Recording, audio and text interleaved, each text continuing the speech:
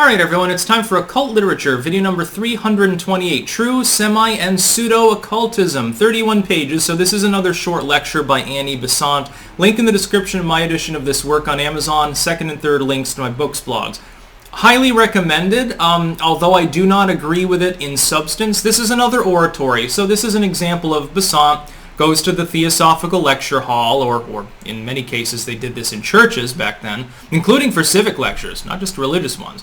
And people assembled, and then a student or two students transcribed what she was saying, and then they turned it into a booklet format for people that weren't at the lecture. Now, this one essentially breaks the occult at large down into three different groups.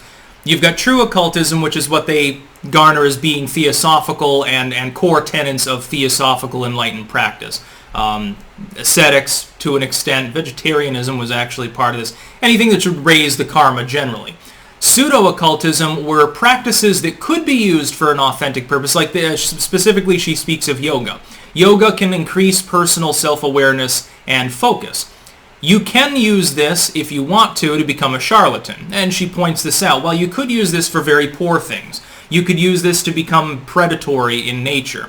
And that leads you to the false occultism, which is the occultism of the dark brotherhood, as the Theosophists would call it, which is anyone who's engaging in spiritual behaviors for selfish reasons or destructive reasons. So it's basically similar to the definitions of white, gray, and black magic, or even the early delineations that some Catholics had, even in the Renaissance, with regards to certain magic or practices which were tolerable or even positive, like healing arts. They would say, well, you're not healing by Jesus' name, but you are healing, and we understand that you can't do that using demons, so it's okay. You're allowed to do your herbcraft, just don't practice abortions or something.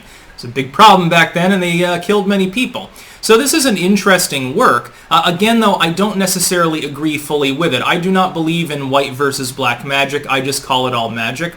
I see it as inherently self-serving to improve oneself, even if you are improving the lot of others. In grandstand, it can be good for other people. There's nothing wrong with it. It's quite positive. But the core difference isn't necessarily there. They're not causing harm to anybody. Harming through magic, if it's justified, would be no different than self-defense, I would argue. So I don't agree with the Theosophists on this. And of course, keep in mind the central premise, while Christian in nature, also talks about reincarnation and karma. So you've got a fusion basically of core Buddhist and Hindu tenets, and some from antiquity, Zoroastrianism especially, fused with certain elements of Christendom, specifically Protestant Christendom. But Theosophy goes further.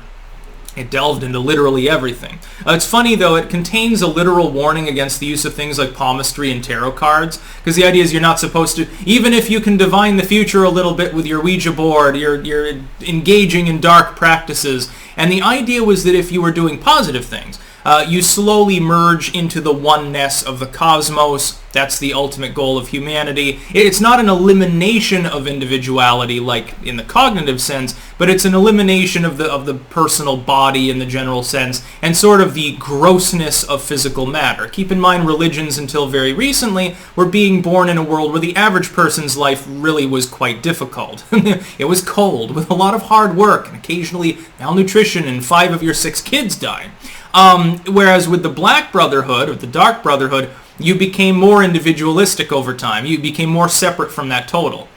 As a libertarian, it's difficult for me to reconcile that with a bad path, but of course the Theosophists would be averse to some of my beliefs. So yeah, it's definitely interesting.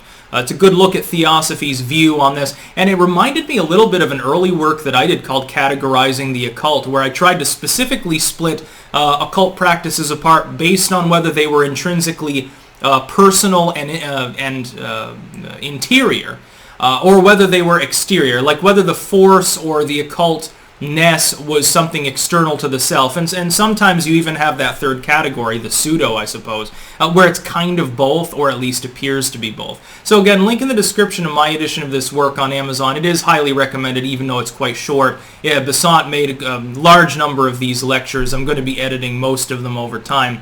Second and third links to my books, blogs. This goes under the spirituality heading, of course. That's about all. Peace out.